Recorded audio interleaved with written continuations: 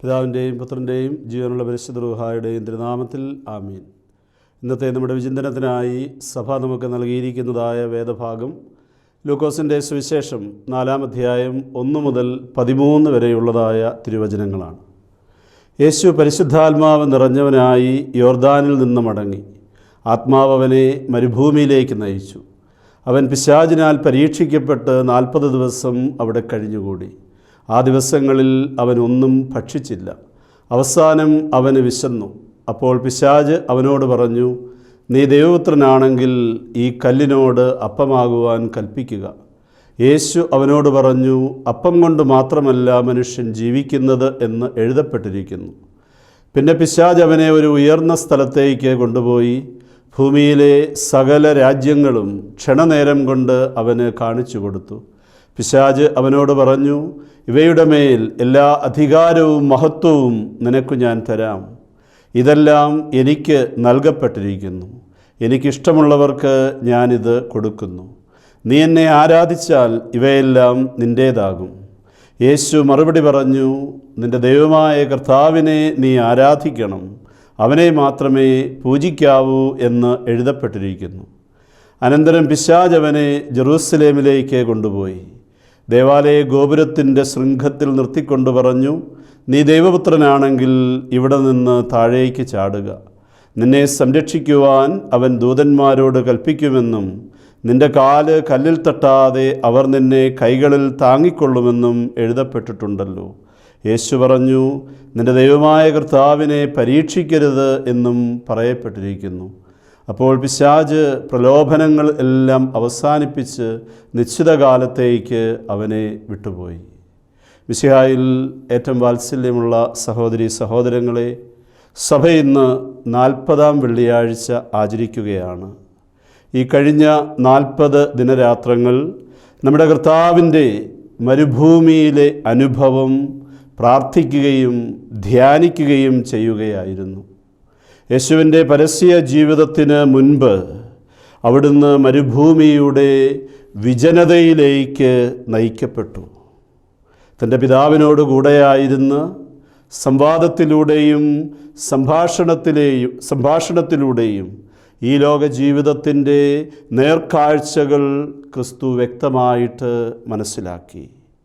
തിരുസഭ പ്രാർത്ഥനയിലൂടെയും ഉപവാസത്തിലൂടെയും പരിത്യാഗത്തിലൂടെയും പുണ്യപ്രവൃത്തികളിലൂടെയും കർത്താവിൻ്റെ ഈ മരുഭൂമിയിലെ അനുഭവം അനുസ്മരിക്കുകയും പ്രാർത്ഥിക്കുകയും ചെയ്യുന്ന ദിനങ്ങളായിരുന്നു നമ്മെ സംബന്ധിച്ചിടത്തോളം ഈ നോമ്പുകാലം.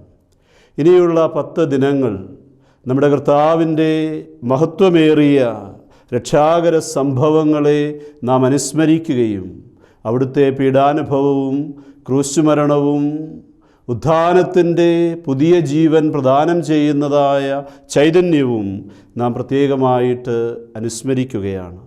ഇന്നത്തെ സുവിശേഷം, ലൂക്കോസിൻ്റെ സുവിശേഷം 4-ാം അധ്യായം 1 മുതൽ 13 വരെയുള്ളതായ തിരുവചനങ്ങളിൽ നമ്മുടെ കർത്താവിനെ പിശാച് പ്രലോഭകൻ പരീക്ഷിക്കുവാനായി കടന്നു വരുന്നതായ ഭാഗമാണ്. 3 പ്രലോഭനങ്ങളാണ് ലൂക്കോസ് സുവിശേഷകൻ ഇന്ന് നമ്മുടെ മുൻപിൽ പ്രത്യേകമായിട്ട് അവതരിപ്പിക്കുന്നത്. ഒന്നാമത്തെ പ്രലോഭനം അപ്പത്തിൻ്റെ പ്രലോഭനമാണ്. ഈ അപ്പത്തിൻ്റെ പ്രലോഭനത്തെ യേശുനാഥൻ ദൈവീകമായ വചനത്തിൻ്റെ ശക്തി കൊണ്ട് നേരിട്ടു. പ്രത്യേകിച്ചും നിയമാവർത്തന പുസ്തകം 8-ാം അധ്യായം 3-ാം വാക്യത്തിലെ ഏറ്റവും പ്രശസ്തമായ വചനം ഉൾക്കൊണ്ടുകൊണ്ട് മനുഷ്യൻ അപ്പം കൊണ്ട് മാത്രമല്ല ദൈവത്തിൻ്റെ നാവിൽ നിന്ന് വരുന്നതായ വചനം കൊണ്ടുകൂടിയാണ് ജീവിക്കുന്നത്. സജീവവും ജീവദായകവും സൃഷ്ടിദായകവും ജീവിതത്തിന് മാറ്റം വരുത്തുന്നതുമായ വചനത്തിൻ്റെ ശക്തിയാൽ ജീവിതത്തിലുണ്ടാകുന്നതായ സുഖഭോഗങ്ങളുടെ പ്രലോഭനങ്ങളെ നാം നേരിടണം എന്ന് കർത്താവ് ഇന്ന് പ്രത്യേകമായി നമ്മെ പഠിപ്പിക്കുകയാണ്.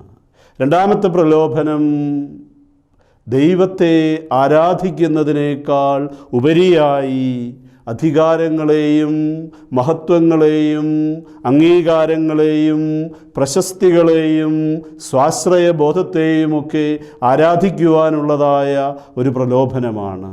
ഈ പ്രലോഭനത്തെയും നമ്മുടെ ദൈവമായ കർത്താവ് നേരിടുന്നത് നിയമാവർത്തന പുസ്തകം 6-ാം അധ്യായം 3-ാം തിരുവചനം ഉൾക്കൊണ്ടുകൊണ്ടാണ്.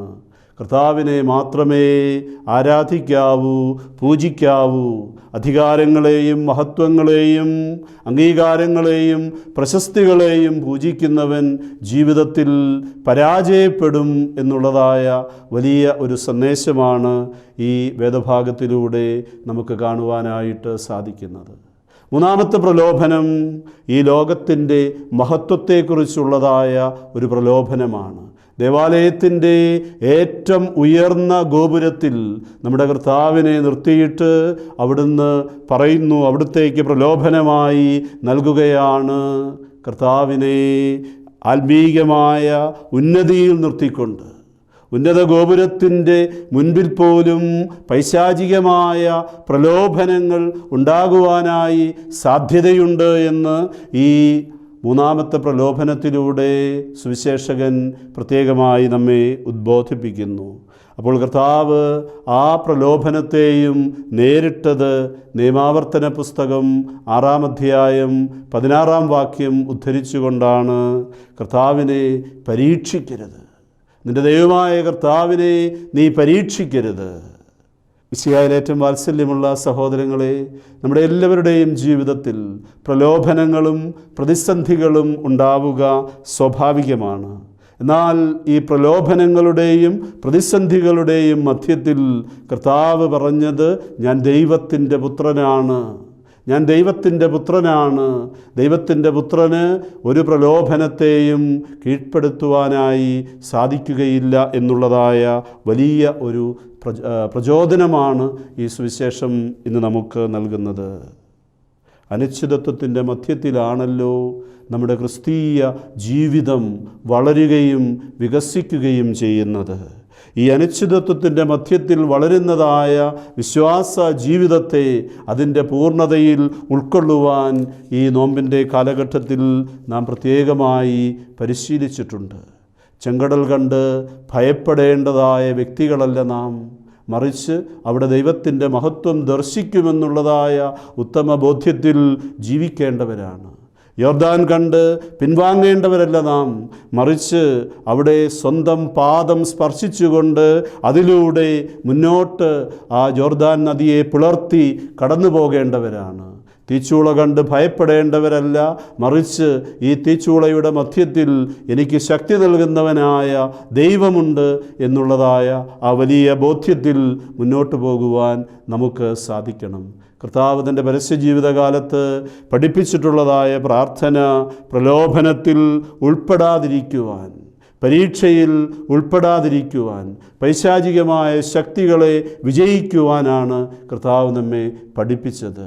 ഈ ആഴ്ചയിലേക്ക് നാം പ്രവേശിക്കുമ്പോൾ നമ്മുടെ കർത്താവ് ദുഷ്ട അരൂപികളെ തൻ്റെ പീഡാനുഭവത്തിലൂടെ കുരിശുമരണത്തിലൂടെ വിജയിച്ചതുപോലെ, ഉത്ഥാനത്തിൻ്റെ നവജീവനിലേക്ക് അവിടുന്ന് പ്രവേശിച്ചതുപോലെ നമുക്കും എല്ലാ ദുഷ്ട അരൂപികളെയും കർത്താവിൻ്റെ കുരിശിനോട് ചേർത്ത് വെച്ച്, അവിടുത്തെ ഹൃദയത്തോട് ചേർത്ത് വെച്ച് നമ്മുടെ ജീവിതത്തിൽ സമർപ്പിച്ച് നമുക്ക് ഈ വലിയ ആഴ്ചയിലേക്ക് പ്രവേശിക്കാം. സർവശക്തനായ ദൈവം നമ്മെ അനുഗ്രഹിക്കട്ടെ.